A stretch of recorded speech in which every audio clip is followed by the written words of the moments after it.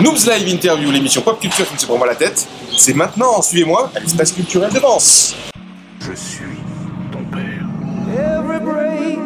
Well, but there is one more thing. C'est démodé, ridicule et pas de notre époque. Allô? Non mais allô quoi.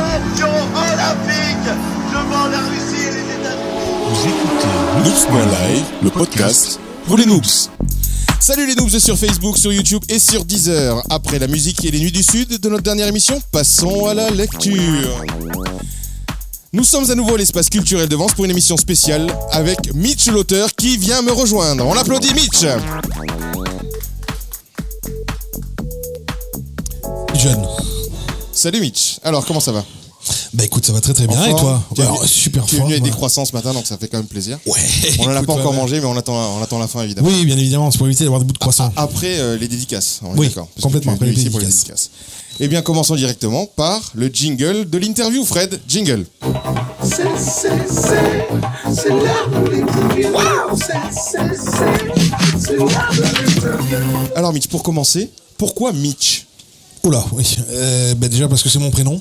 C'est ton prénom. C'est mon prénom. C'est ce qu'il y a sur ta carte d'identité. Non, sur ma carte d'identité, il y a Michel, voilà. évidemment. Il y a Michel. Oui. Non mais écoute, parce qu'en fait on m'a surnommé Mitch il y a très longtemps et mon éditeur, c'est très terre à terre ce que je veux dire, mais mon éditeur m'a dit prends quelque chose de court, ce sera toujours plus simple. C'est court, plus c'est. Ce sera toujours plus simple déjà un à retenir et puis deux, plus c'est court, plus tu peux mettre en grand sur une affiche. Ah, donc c'était de la com quand même. En tout cas, ça sonne bien. Écoute, merci. Est-ce que tu peux nous parler de ton parcours? Disons que mon parcours, c'est simple. Moi, j'ai fait des études de lettres, j'ai valdingué un peu à droite à gauche, j'ai fait plein de choses. Puis j'ai fait beaucoup de théâtre, surtout. Moi, je viens du théâtre à la base. C'était mon activité principale, c'est le théâtre. J'ai eu une troupe, j'ai écrit beaucoup de pièces. Donc tu as écrit des pièces avant d'écrire Avant d'écrire un roman et d'écrire le premier bouquin qui s'appelait Vide, j'ai écrit des pièces, surtout beaucoup. Donc évidemment avec une portée confidentielle. Quand on écrit du théâtre, c'est pas quelque chose qu'on achète ou qu'on lit. C'est plus clair, rare. c'est clair. Mais bon, c'est quelque chose qu'on joue, donc c'est quelque chose de sympa. Et puis je suis arrivé un jour dans l'écriture, on va dire non dialoguée, donc dans quelque chose qui n'était pas du théâtre. Mon éditeur a suivi et puis voilà, la voix continue et Donc justement, voilà. tu parles de l'écriture. Donc maintenant, donne-nous un peu le pitch de ton premier essai, premier roman. Alors, mon premier essai, c'était pas un roman, c'était plus un recueil de pensées. C'est Qui a gagné d'ailleurs la Plume d'Or. Ouais, la Plume d'Or des 8 l'Express. plumes de l'Express, tout à fait. Le pitch, c'est assez simple, c'est un recueil de pensées. J'avais pas du tout l'intention de le publier. Je l'ai écrit vraiment sur les coins de table avec des petits bouts de texte au départ. Alors, c'est difficile de dire j'avais pas l'intention de le publier et puis de le publier, mais On a toujours, malgré tout, l'idée secrète. on a toujours une on idée rêve secrète derrière, effectivement, et j'ai proposé ça à mon éditeur parce qu'un ami m'a dit propose-le,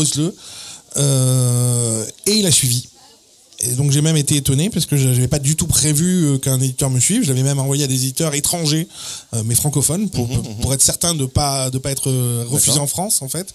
Et c'est un éditeur français qui m'a suivi et qui m'a suivi aussi sur ce livre-là. Bon, et ben maintenant, parle-nous du roman pour lequel on est ici, donc les sexes électriques, vous pouvez Ouais. voir. Alors, ce roman, un petit pitch, alors en sachant qu'il y a des enfants et Oui, non, des ça jeunes va. femmes, on va essayer de rester sobre. Je comprends. Un petit pitch. Écoute, un petit pitch rapide. Je suis très mauvais en pitch déjà. Je sais Bon. pas pitcher mes propres livres, mais je vais essayer. En gros, c'est l'histoire d'un homme, un Je quarantenaire. vais t'aider, je te rattraperai. Oui, merci, si c'est c'est des gentil. erreurs. C'est gentil. C'est l'histoire d'un quarantenaire qui a pas mal loupé de choses. Enfin, On il peut a- appeler un loser en fait. voilà, un loser. C'est l'un des champions du monde de la loose ultime. Il a loupé pas mal de trucs. Là, il est divorcé. Il doit une pension alimentaire. Il sait plus trop quoi faire de ses 10 doigts. Il accepte un boulot dans une entreprise qui est assez prenante, qui est assez envahissante. Un call center, ouais. Un call center qui est très envahissant dans sa vie et qui va finalement lui ouvrir des tas de portes qu'il n'avait pas du tout prévues. Du coup, il lâche la rampe. À partir de là, sa vie bascule en fait. Voilà. Sa vie et la vie Et la vie personnes des gens l'entourent. qui l'entourent, oui, complètement. Voilà, donc c'est quelqu'un qui lâche la rampe, et en lâchant la rampe, il amène tout un tas de personnes avec lui. Alors, comment t'es venue cette idée justement? Cette idée de parler d'un loup? Parce que c'est vrai que moi, c'est ce que je te disais hors antenne. Moi, quand j'ai lu le roman, ça m'a vraiment fait penser en fait aux sensations que je ressentais à l'époque de la série qui s'appelle Californication, Oui, que tout à fait. tu as vu.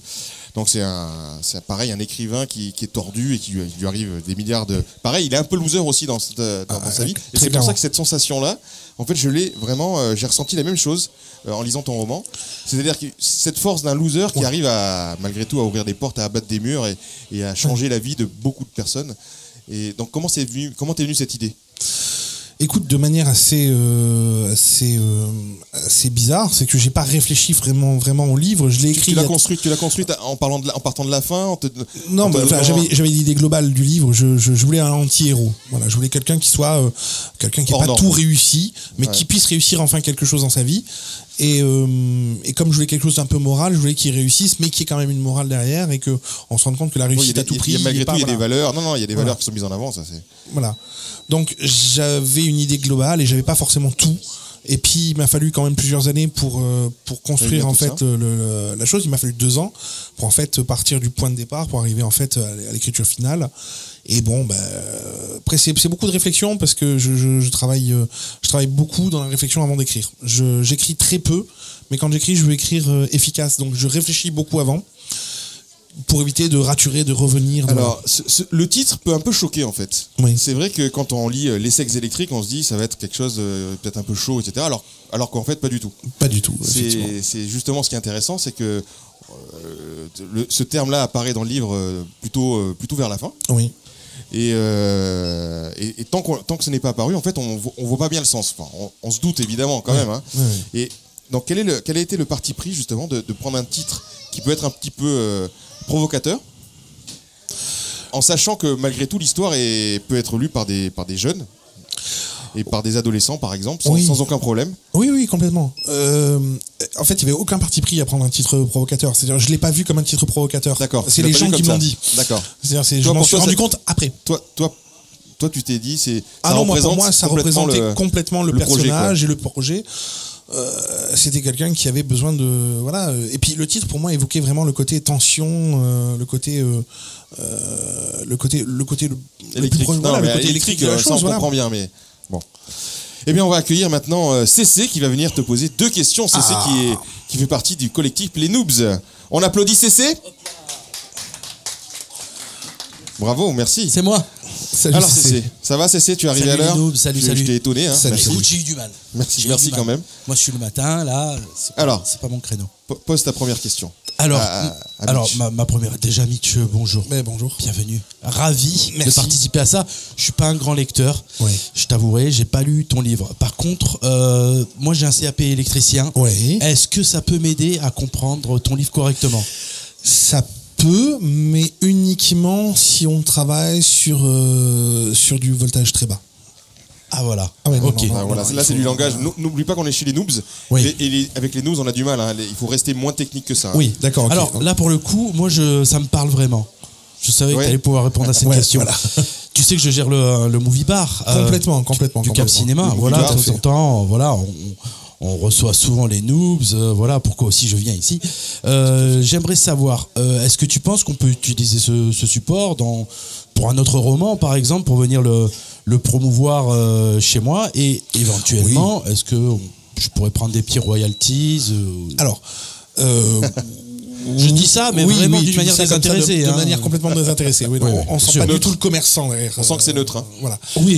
Oui, évidemment. On peut toujours tout imaginer, évidemment. J'adore. Bon, il faut vraiment que tu en fasses un autre. Parce que celui-là, je l'ai pas lu, mais déjà, je l'aime. Voilà. Donc, il faut en faire un autre. D'accord, ça marche. Mais je travaille sur le prochain déjà. Maître. C'est vrai, déjà. Siri. C'est la question de Siri. La question de Siri. Alors, Siri, oui. Est-ce que le roman de Mitch est disponible sur une plateforme numérique, que je puisse le lire aussi? Ah oui, parce qu'évidemment, Siri ne sait pas lire les vrais livres. Oui, complètement. Lui, il passe que par des... Alors, est-ce qu'il est disponible sur des plateformes numériques? Complètement. Il est disponible en Kindle, donc sur Amazon. Oui, tout à fait. Il est en Kindle et en Kindle Unlimited, ce qui veut dire que vous pouvez même le louer, l'emprunter. L'emprunter ou le louer, pour ceux qui veulent le louer. Et le principe qu'il soit sur Kindle, en fait, c'est qu'il n'est pas uniquement disponible sur les tablettes Kindle. Il est disponible via l'application Kindle. Via l'application Kindle. Donc en fait, vous avez un iPhone, vous apprenez l'application sur iPhone, sur iPad, sur Android. Il faut l'application Kindle obligatoirement pour passer par Amazon. Oui. On me demande à l'oreillette si tu as un exemplaire de ton livre à faire gagner aux spectateurs de l'émission. Eh bien, écoute, oui. Et ben voilà. Donc les donc, auditeurs sont voilà. sont ravis. Donc ils pourront gagner évidemment un exemplaire dédicacé par Mitch. Bien évidemment. Donc pour avoir le chance d'être tiré au sort, ça va être très simple. Il suffit de liker la page de Mitch, qu'on mettra évidemment sur notre page Facebook, de liker évidemment notre page Facebook, mais si vous regardez l'émission, c'est que vous êtes déjà sur notre page Facebook. Logiquement. Donc, et on fera un tirage au sort lors de notre prochaine émission. Alors pas la prochaine émission le 12, on fera sûrement à la fin du mois. Et on l'enverra soit par la poste, soit la personne viendra retirer directement. Donc sûrement dans une émission au Movie Bar Club de Cannes-sur-Mer au Cap Cinéma, donc avec CC. Avec plaisir. Et tu viendras directement donner à ce futur lecteur et on viendra même lui demander ce qu'il en pense. On lui donnera 15 jours, 3 semaines pour lire le roman. Oui, on verra à ce moment-là et puis on verra avec le lecteur, il n'y a pas de problème. Je voulais justement savoir si tu avais une idée pour la prochaine, je sais pas si tu es déjà en train de bosser. Oui. T'es en pleine promo de ce roman, donc c'est compliqué. Ouais. Mais est-ce que déjà tu travailles ou tu réfléchis t'as des idées, des choses qui te parlent pour un prochain roman? Oui, clairement, oui. J'ai déjà commencé à écrire quelque chose. Oui, obligatoirement. J'ai fini celui-là. Je l'avais pas encore la version papier. D'accord. J'avais déjà commencé autre chose. Super. Voilà, j'ai même commencé plusieurs choses. Tu peux nous donner un petit peu, titiller un peu? Alors, plusieurs projets en fait, pour dire vrai. Univers urbain. Oui, toujours univers urbain. Ça se passe en ville, donc univers urbain obligatoirement. Ouais. Mais notre époque. Notre époque, oui, clairement, notre époque. Là, je tournerai plutôt sur un livre qui parlerait de valeurs comme la justice.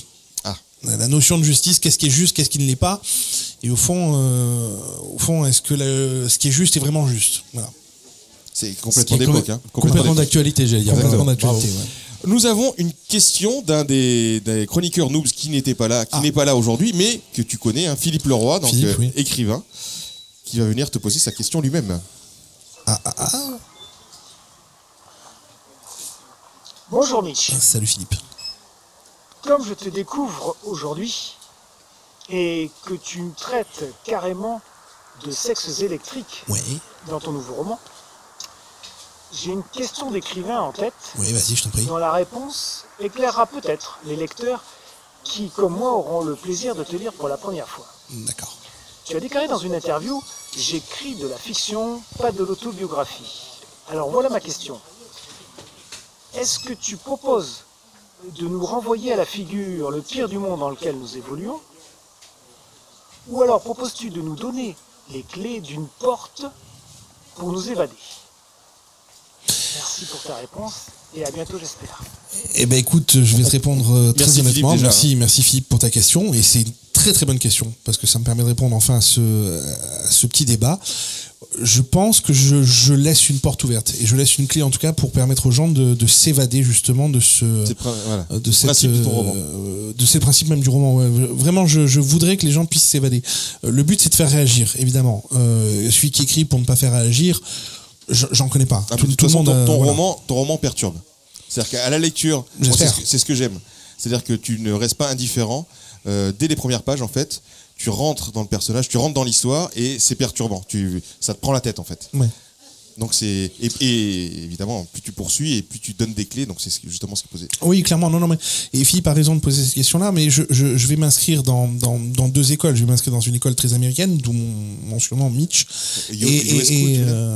Pardon. US School. Ouais, US School si tu préfères. International. Hein. Oui, complètement.